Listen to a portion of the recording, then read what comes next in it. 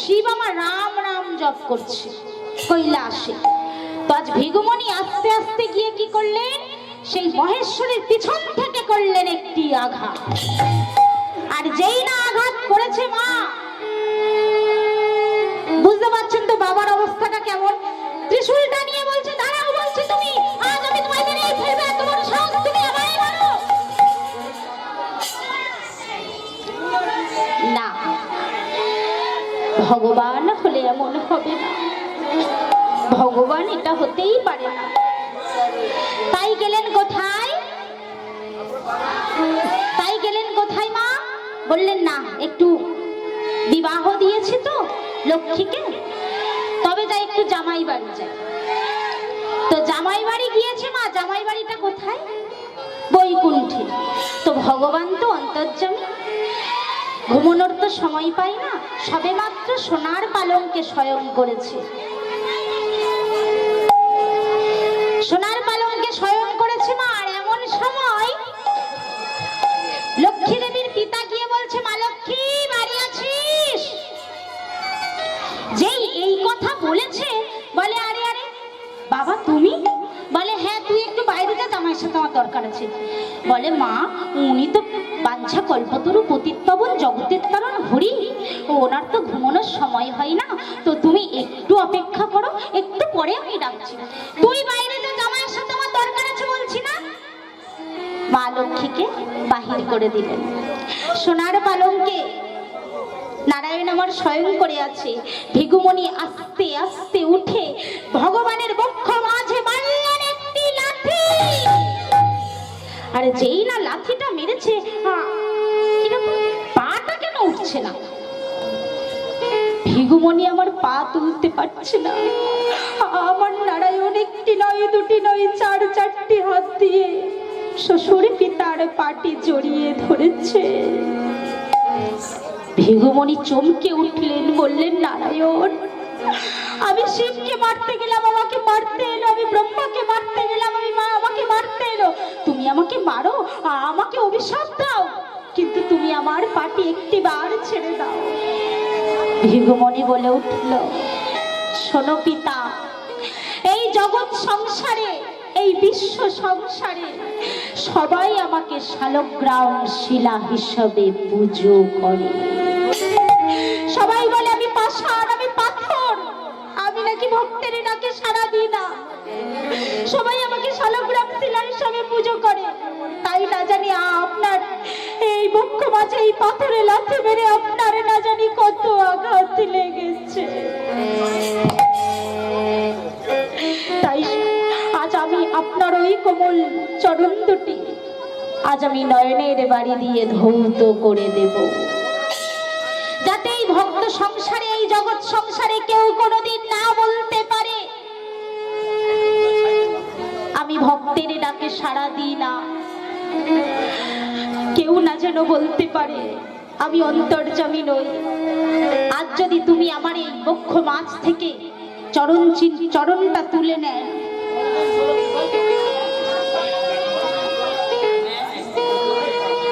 চরণটা যদি তুলে নেন, তাও আমৃত্যু আপনার এই বক্ষ মাঝে আমার এই চরণ চিহ্নটি আজীবন থেকে যাবে।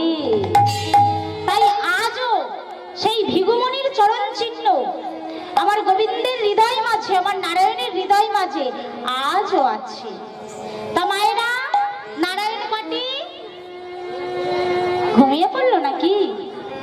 চারটি তো মনে থাকবে তো, আর ভুলে যাবে না? হ্যাঁ বেশ। তো চলুন একটি লীলা আস্বাদন করব। সেই লীলাটি এখানের লীলা নয়, এক ভক্তের লীলা, যে নিজের মস্তক কেটে প্রমাণ করেছিলেন যে তার থেকে বড় ভক্ত আর হতে পারে না।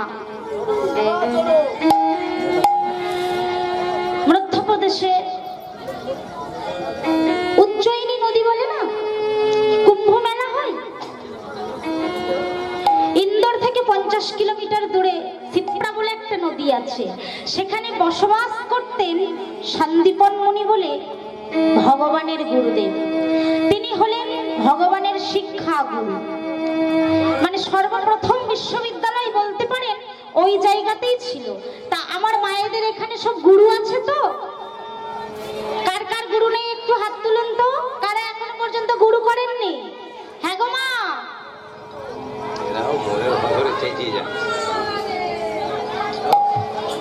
হ্যাঁ গো মা, গুরু আছে? গুরু করেছেন? গুরু করবেন, গুরু করবেন। কেন মা? বলছে পিতামাতা তো পরম গুরু, কিন্তু পিতামাতার পরেও একটা গুরু করা উচিত। কেন না? বলছে সূর্য উঠলে একটা ফুল ফোটে পাকে। পাকে কি ফুল ফোটে গো মা? পদ্ম ফুল। বলছে পদ্ম ফুল ফুটলে দেখবেন ভ্রমর এসে গুনগুন করে, আর গুনগুন করে না মা, আর মধুর রস পান করে। বলছে গুরুরূপী সূর্যের আলো যদি কোনো ভক্তের হৃদয় পদ্মের উপর একটি বার যদি পড়ে, গোবিন্দ তাকে কৃপা করবেই করবে। তা মায়েরা একটু উলুধ্বনি করুন তো গুরুর নামে। গুরু আছে তো মা? হ্যাঁ। দিন তোর আনন্দে যাবে ভজলে গুরু না, গুরু ব্রহ্মা গুরু বিষ্ণু গুরু ভগবান। তোর আনন্দে যাবে ভজলে গুরু না, গুরু ব্রহ্মা গুরু বিষ্ণু গুরু ভগবান। দিন তোর আনন্দে যাবে ভজলে গুরু না, গুরু ব্রহ্মা গুরু বিষ্ণু গুরু ভগবান। দিন তোর আনন্দে যাবে ভজলে গুরু না, গুরু ব্রহ্মা গুরু বিষ্ণু গুরু ভগবান। গুরু পিতা গুরু মাতা গুরু ভগবান। গুরু পিতা গুরু মাতা গুরু ভগবান। আমাদের গুরু পিতা গুরু মাতা গুরু ভগবান। গুরু পিতা গুরু মাতা গুরু ভগবান। জগৎ গুরু শ্রীকৃষ্ণ সর্বশক্তিমান। জগৎ গুরু শ্রীকৃষ্ণ সর্বশক্তিমান। তোমাদের জগৎ গুরু শ্রীকৃষ্ণ সর্বশক্তিমান। জগৎ গুরু শ্রীকৃষ্ণ সর্বশক্তিমান। দিন তোর আনন্দে যাবে ভজলে গুরু না, গুরু ব্রহ্মা গুরু বিষ্ণু গুরু ভগবান। দিন তোর আনন্দে যাবে ভজলে গুরু না, গুরু ব্রহ্মা গুরু বিষ্ণু গুরু ভগবান। দিন তোর আনন্দে যাবে ভজলে গুরু না, গুরু ব্রহ্মা গুরু বিষ্ণু গুরু ভগবান। দিন তোর আনন্দে যাবে ভজলে গুরু না, গুরু ব্রহ্মা গুরু বিষ্ণু গুরু ভগবান। গুরু করবেন না। ভগবান শ্রীকৃষ্ণের যিনি শিক্ষা গুরু ছিলেন, আজ ভগবান ভক্তের মনোবাসনা পূরণ করার জন্য সবসময় ছুটে আসেন। এখানে আজ যারা নির্জলা উপোস করে সারাদিন উপবাস করে আমার মহেশ্বরের শিবলিঙ্গে জল দিচ্ছে, তা সবাই জল দিয়েছেন? আপনারা বাড়িতে করেছেন? শিবের মাথায় জল দিয়েছেন? দিয়েছেন না? বেশ। চতুর্দশী, শিব চতুর্দশী মানে আমাদের দেহের মধ্যে 4টি ভূত আছে। চতুর্দোষ মানে 4টে দোষ আছে। সেই দোষকে কাটানোর জন্য শিবরাত্রি পালন করতে হয়। আস্তে একটু, যারা জল দিচ্ছে একটু আস্তে, একটু আস্তে। অকারণে কথা বলে। 4টে দোষ থাকে, সেই দোষ 4টিকে কাটানোর জন্য শিবরাত্রি করতে হয়। তো চলুন, যাই করে ওনাদের কাজ ওনাদের করতে দিতে হবে, কিছু করার নেই। আচ্ছা, ভগবান সবসময় ভক্তের ডাকে ছুটে আসেন ভক্তের মনোবাসনা পূরণ করার জন্য। আজ তেমনি আজ ভগবান একটা ভক্তের মনোবাসনা পূরণ করার জন্য চলেছেন কোথায় না, সেই অবন্তী নগরের পথে। আজ পদকর্তা কি বলছে? অবন্তী নগরে ছিল সন্দীপনী সর্ববিদ্যায় পারদর্শী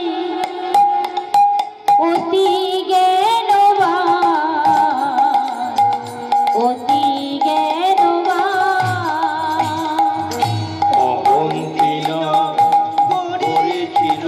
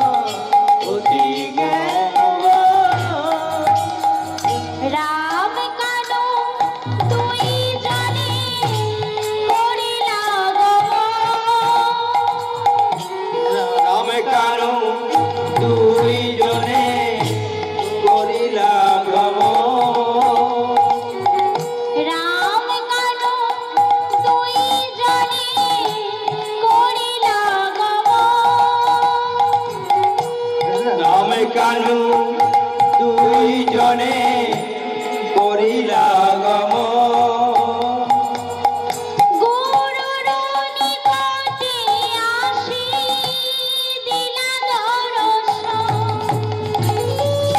গুরুর নিকটে আসে দিয়া দর্শন আর গুরুর নিকটে আসি দিলা দর্শন আর গুরুর নিকটে আসে দিয়া দর্শন তিনি সর্ববিদ্যায় পারদর্শী সর্ববিদ্যায় পারদর্শী সর্ববিদ্যায় পারদর্শী সর্ববিদ্যায় পারদর্শী জ্ঞানে তিনি বৃহস্পতি সর্ববিদ্যায় পারদর্শী জ্ঞানে তিনি বৃহস্পতি সর্ববিদ্যায় পারদর্শী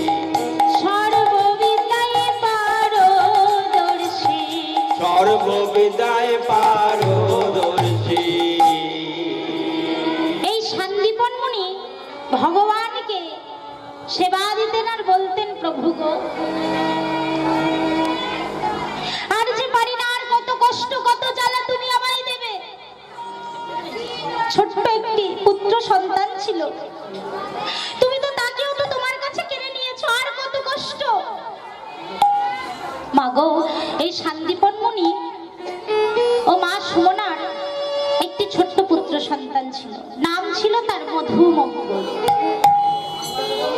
এই মধুমঙ্গল মারা গিয়েছিলেন মা প্রভাসের জলে ডুবে কি করে মা একদিন প্রভাতকালে গোবিন্দ সেবার জন্য জল আনতে যাচ্ছেন মা সুমনা এমন সময় ছোট্ট মধু পিছন থেকে মায়ের অঞ্চল বসনটি টেনে বলে উঠলেন মা ও মা তুমি কোথায় যাচ্ছ আমিও যাব তোমার সাথে আমায় তুমি নিয়ে চলো মা সুমনা বললেন মধু তুমি একটু পিতার কাছে থাকো আমি তো যাবো আর আসবো তুমি চিন্তা করো না না মা তুমি রোজ চলে যাও আমাকে কখনো নিয়ে যাও না আজ আমি যাবই যাব হ্যাঁ গো মায়েরা ছোট্ট বাচ্চারা জেদ করলে কি করেন বাড়িতে রেখে দিয়ে যেতে পারবেন তো মধু বলছে যে ঠিক আছে বাবা চল তা মধু এখন মার সাথে গিয়েছে বলছে মা আমি কিন্তু এই প্রভাসের জলে স্নান করব বলে প্রভাসের জলে আবার তুই স্নান করবি বেশ তো কলসিটা রেখে মা মধুকে নিয়ে এক হাঁটু জলে নেমেছে নেমে স্নান করাচ্ছেন আর কথোপকথন চলছে হ্যাঁ রে মধু তোর কেমন লাগছে বাবা মা আমার খুব ভালো লাগছে বেশ বেশ এমন সময় মার ছেলে কথা বলছে আর ওই গভীর জলের তলা থেকে এক ভয়ঙ্কর অসুর এসে মায়ের কোল থেকে মধুকে কেড়ে নিয়ে চলে গেল মা চিৎকার করে বলে উঠল মধু ওরে মধুরে ওরে মধু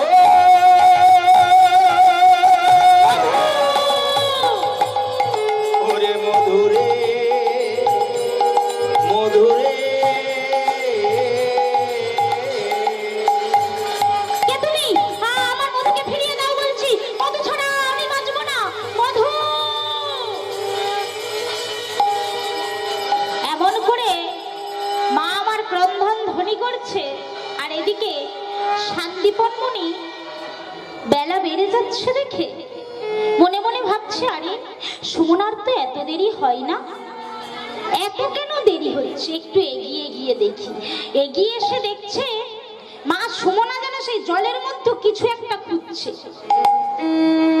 দূর থেকে শান্তিপন মুনি বলে উঠলেন সুমনা আরে গোবিন্দের সমর সেবার সময় যে পেরিয়ে যায় তাড়াতাড়ি চলো স্বামীকে দেখে আর থাকতে পারলেন না সেই জল থেকে উঠে ছুটতে ছুটতে এসে মা সুমনা আমার স্বামীকে দেখে বলে উঠলো স্বামী গো আমার ছোট্ট মধুকে আমি প্রভাসের জলে হারিয়ে ফেলেছি ও স্বামী গো স্বামী, আমার ছোট্ট মধু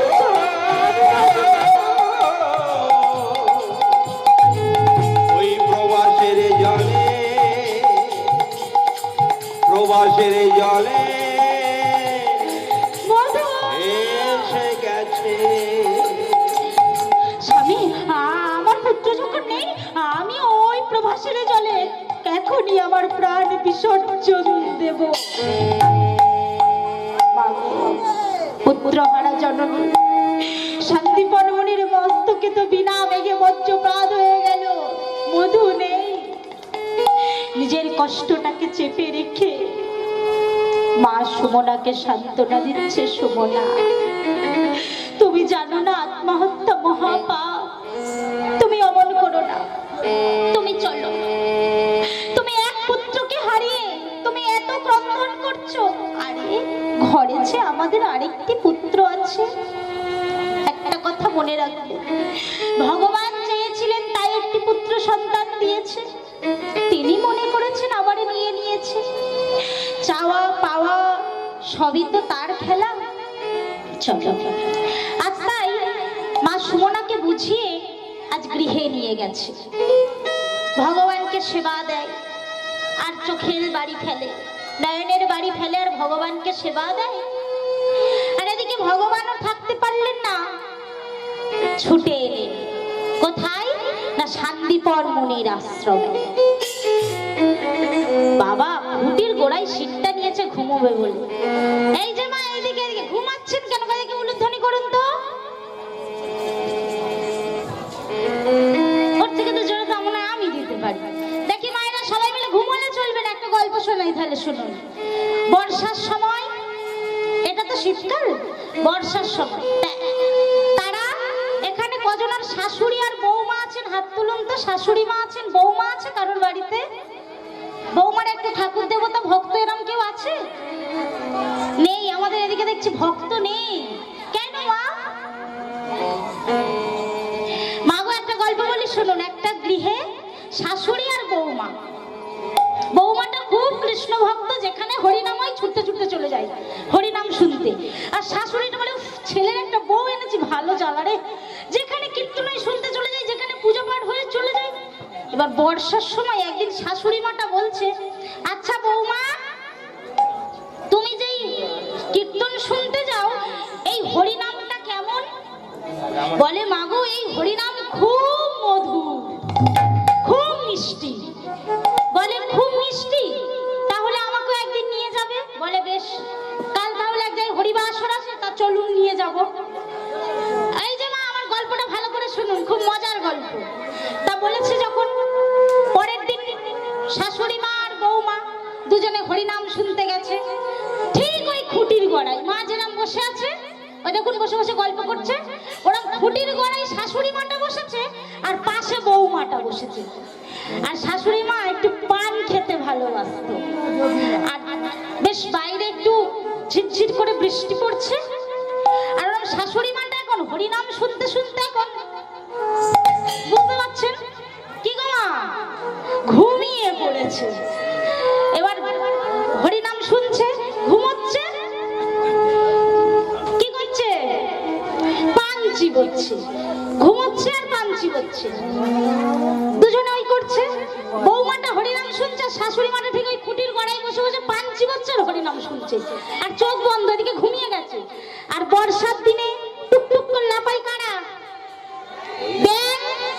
ছোট ছোট ব্যাঙ এখন লাফিয়ে লাফিয়ে যেতে যেতে বুড়িমার গালের মধ্যে ঢুকে গেছে আর চিবোচ্ছে। চিবিয়ে উঠে এখন বলছে, ও বৌমা, আরে আরে তুমি বললে হরিনাম নাকি মিষ্টি, এ তো তিতো। তাও মা, ঘুমিয়ে থাকলে হরিনাম মিষ্টি না তিতো বোঝা যাবে? আপনারা যদি খুঁটির গোড়ায় হেলান দিয়ে যদি ঘুমান, একটু পরে যদি জিজ্ঞাসা করি হরিনাম মিষ্টি না তিতো, আপনি কি করে বলবেন একবার বলুন? পানটা যেমন খেয়েছিল তেমনই হবে। হ্যাঁ গো মা, হরিনাম মিষ্টি না তিতো আপনারা কি করে বলেন? তাহলে ঘুমলে হবে না তো, জেগে থাকতে হবে। দেখি করে তালি করুন। এই যে মা, দেখি করে করে তালি করুন, একটু উলুধ্বনি করুন। আর কি বলবো? আজকে সবার ঘুমের ছুটি, চোখের পাতা খুলে রাখবো। রাখবেন তো? ওই খুঁটির মায়ের মাটাকে বলছি, চোখের পাতাটা কৃষ্ণ বলে বাহু তুলে আমরা সবাই মিলে নাচবো।